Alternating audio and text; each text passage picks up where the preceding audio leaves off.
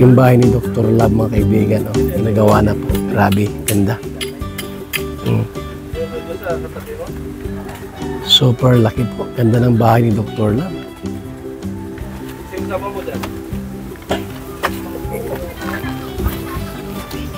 Kuya, ilang kwarto to kuya? Ilang kwarto? Tatlo? Tatlong kwarto? Sige. Tatlong kwarto pala ito.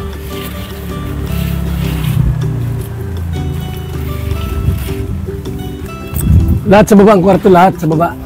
Wala sa itaas. Terrace lang po yung sa taas. At terrace lang sa taas. Ayos. Yung sugat nung ground. Ha? 8 by 10? Kabihan siya anong sugat nung? Malaki, no? Ito 8 by 10 pala ito. Baka ibihan siya mga 10 by 10 yun. Higit pa. Mga 10 by 10 ano?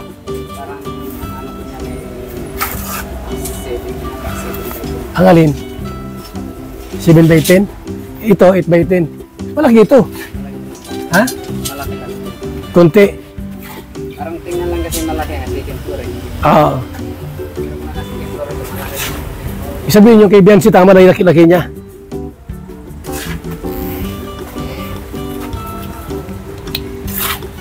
So yan po.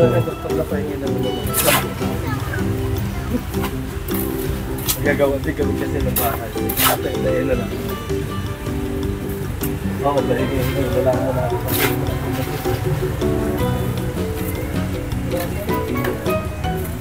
Susunod na, sabihin mo ito. Nagbabahay po ni Dr. Love po, parang di sila mag-arkila. Salamat po sa nag-sponsor nito. Para po magkaroon ng silang bahay po, no? Mga kalingap, itong bahay po ni Dr. Love na pinapagawa nito mga kaibigan, no?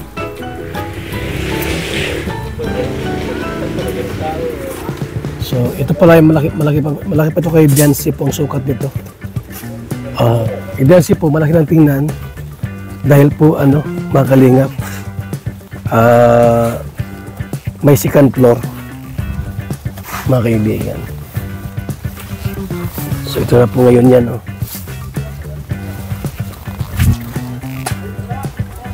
Bahay ni Dr. Love po. Malapit po sa bahay ni Biancy. Para mabantayan niya po, baka kung may manligaw dito ay dapat lang bantayan ni Dr. Love kasi mamaya may manligaw dyan. Mahirap na. Tama lang po na dito po nilagay yung bahay ni Dr. Love. Kasi mamaya po ay may manligaw dyan o magkita ng ligaw, di pa paano na di makikita ni Dr. Love. So dito po siyang unang marites dito. Siyang unang marites. Ayan. Sa likod po, bakante pa rito mga kaibigan. Malawak pa rito mga kaibigan.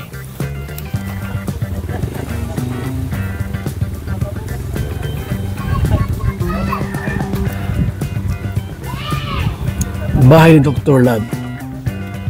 Super laki. At maganda. Ha? Grabe po.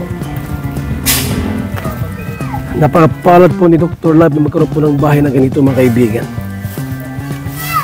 Siyempre po, mapagkatiwalaan kang tao, mabait, di ba?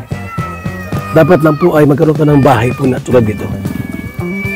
Mabait si Dr. Love ay. Diba sabi ng Bible? Nagpapala ako ang mga taong mabait. Mga taong mapagkatiwalaan. O yan. Grabe ganda po ng pabahay na ito. Napakapalad ni Dr. Love na nagkaroon po ng bahay.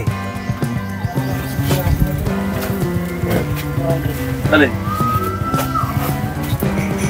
Lawak. Ilan yung katulong po nasa 6 yung katulong. Ito yung mga buhangin pa rito mga kaibigan. No? Kompleto sa gamit. Tapos agad yan. Ito kay Biancy po, malapit lang sila. Meron lang po pagitan isang bahay dito mga kaibigan. No? Ano? May isang bahay na pagitan po na nakatayo. Yan ang bahay ni Biancy. Oh. Diba? Oh, tama na po ang laki niya mga kaibigan. So, shout out po sa ating lahat. At marami na mga may bahay po ng mga kalingap vlogger, kalingap partners po mga kaibigan. Mas maganda pa yung nandiyan si Dr. Lab po para mabantayan kung may mga taong manghimasok, mga taong mapang-abi, mga taong kung ano mga plano, ay nandiyan sila Dr. Lab para alalayan. Kasi alam mo na, di ba mga kaibigan,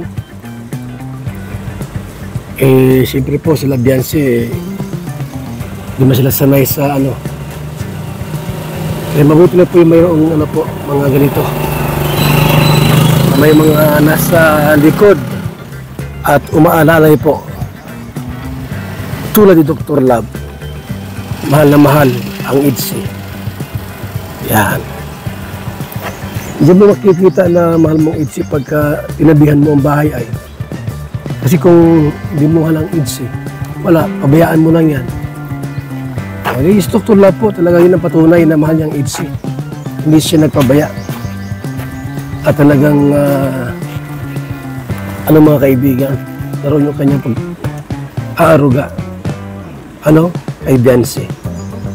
Grabe. Bahay ni Dr. Lab ay, no? Si Biancy, napakaswerte ni Dr. Lab. May kapitbahay na Kalingap Angels, si Biancy pa. Ha? Ang wife ni Papa Ido. Ito mga kaibigan. Si Dr. Lab.